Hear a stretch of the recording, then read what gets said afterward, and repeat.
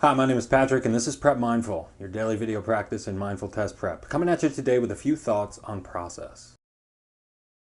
Do you remember that feeling from first or second grade when you have a few worksheets to do for homework, phonics or subtraction or something, and you'd finish and you make sure your name is across the top, and you put the worksheets in your folder, and you put the folder in your backpack, and then you're done. There's nothing else for you to do, except maybe you go outside and play. There's a lot of simplicity in that, and freedom. And then you get to high school, and especially being an upperclassman, and that feeling's never there again. You're never done. There could be some test you could be studying for, project you could be working on, or college apps you could be doing something for. There's always work. The list is endless. And on the one hand, that's tough to deal with, because being done is great. I mean, what feeling? But it's gone.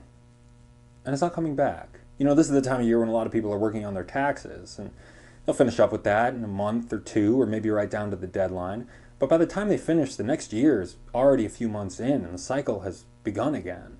And so if you want to think about it this way, you will always be behind. But perhaps it's helpful to keep in mind that everyone you meet is dealing with that. No one is finished. There's just a bunch of works in progress walking around. And a lot of us are out here searching for, what is the thing that I can do such that I won't have to do anything else? How can I be done? But it's not there. It doesn't exist. The question isn't, how can I be done? It's, what am I in the process of?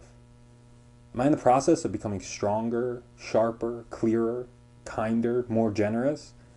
Or am I in the process of becoming weaker and colder and more selfish and more closed-minded? The destination that you might imagine will always be in the distance, but the direction is something that you can decide upon every day, every hour, every minute. So you'll never be done. Sad. But you'll always be getting there. And the next step is right underneath your feet. My name is Patrick, and this has been Prep Mindful.